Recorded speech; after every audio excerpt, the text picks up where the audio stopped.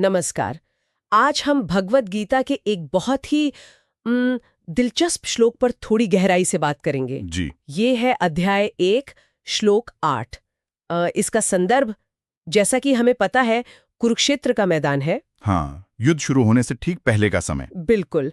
और दुर्योधन पांडवों की सेना का जायजा लेने के बाद अपने गुरु द्रोणाचार्य के पास जाता है और उन्हें अपनी सेना के जो मुख्य योद्धा हैं उनके बारे में बता रहा है। तो आज का हमारा मकसद यही है कि इन योद्धाओं के महत्व को समझें और दुर्योधन की मंशा क्या हो सकती है ये भी जानने की कोशिश करें। बिल्कुल, ये जानना बहुत जरूरी है। तो श्लोक कुछ इस तरह है। भवान भीष्मश्च कर्णश्च कृपः च समितिञ्जयः अश्वत्थामा विकर्णश्च सौमदत्तिस्तथैव च। इसका मतलब अगर आसान भाषा में कहें तो दुर्योधन कह रहा है, देखिए हमारी सेना में आप यानी द्रोणाचार्य हैं, पितामह भीष्म है, कर्ण है और युद्ध जीतने वाले कृपाचार्य हैं। हाँ, और अश्वत्थामा, विकर्ण और सोमदत्त के पुत्र भूरिश्रवा भी। हाँ, तो ये सारे बड़े नाम है, लेकिन यहाँ सिर्फ नाम गिनाना ही तो मकसद नहीं लग रहा। ऐसा क्यों कर रहा है वो? सही सवाल है। देखिए, ये सिर्फ एक लिस्ट नहीं है, ये दुर्योधन का आत्मविश्वास दिखाने का एक तरीका है। आत्मविश्वास या शायद आत्मविश्वास जगाने का। हाँ, दोनों बातें हो सकती हैं। वो द्रोणाचार्य को और शायद खुद को भी ये याद दिला रहा है कि हमारी तरफ भीष्म जैसे अनुभवी, आप जैसे गुरु और रणनीतिकार, कर्ण जैसा महारथी, ये सब हैं। अच्छा, तो ये योद्धा कौन थे, थोड़ा और बताएंगे? जैसे भीष्म पितामह, जिन्हें इच्छा मृत्यु का वरदान था। वो सेना के एक तरह से संरक्षक थे, सबसे सम्मानित। और द्रोणाचार्य तो गुरु ही थे। जी, कौरवों और पांडवों दोनों के गुरु, युद्ध कला में निपुण। फिर कर्ण अर्जुन के बराबर का धनुर्धर माना जाता था, है ना? बिल्कुल। और दुर्योधन का बहुत करीबी मित्र, उस पर बहुत निर्भर था, कृपाचार्य। श्लोक में उन्हें समिति जय कहा गया है। हाँ, यानी युद्ध जीतने वाला। वो भी अजेय माने जाते थे।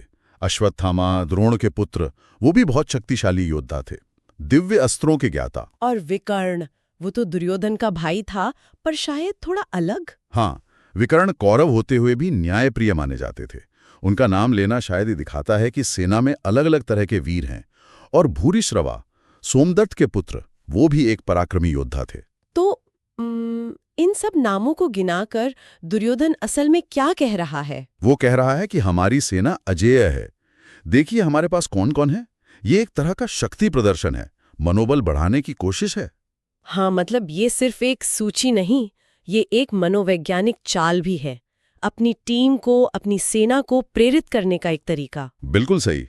ये दिखाता है कि मुश्किल वक्त में अपनी ताकतों को पहचानना और उन्हें सामने रखना कितना जरूरी होता है। क्या हम इसे आज के समय से भी जोड़ सकते हैं? जैसे मान लीजिए कॉर्पोरेट वर्ल्ड में। हाँ, क्यों नहीं।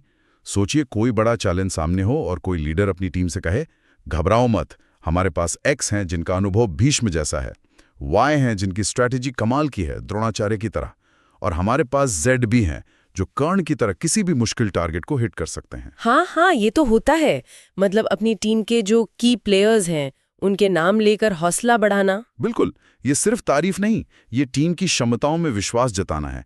ये सबको एकजुट करता है, एक भरोसा दिलाता है कि हाँ, हम ये कर सकते हैं। तो इसका मतलब ये हुआ कि किसी भी बड़ी चुनौती, किसी भी मुकाबले से पहले अपनी ताकत को पहचानना, उसका आकलन करना और उसे जताना, ये एक महत्वपूर्ण रणनीति है। हाँ, ये सिर्फ दूसरों को दिखाने के लिए नहीं, बल्कि खुद को और अपनी टीम को मानसिक रूप से तैयार करने के लिए भी जरूरी है।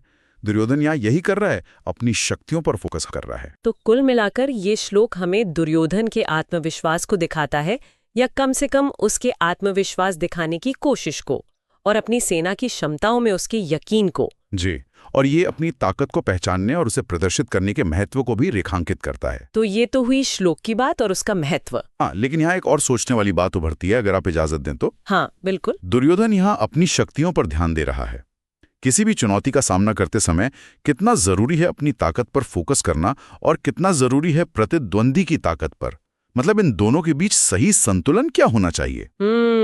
ये दिलचस्प सवाल है। हाँ, क्योंकि सिर्फ अपनी ताकत देखना और प्रतिद्वंदी को कम आंकना भी खतरनाक हो सकता है, और सिर्फ प्रतिद्वंदी की ताकत से डर जाना भी ठीक नहीं। तो ये जो संतुलन है, इस पर सोचना चाहिए कि ये नतीजे को कैसे प्रभावित कर सकता है। बिल्कुल, ये एक अच्छा विचार है जिस पर आगे सोचा जा सकता है। अपनी ताकत बनाम प्रतिद्वंदी की ताकत का विश्लेषण। जी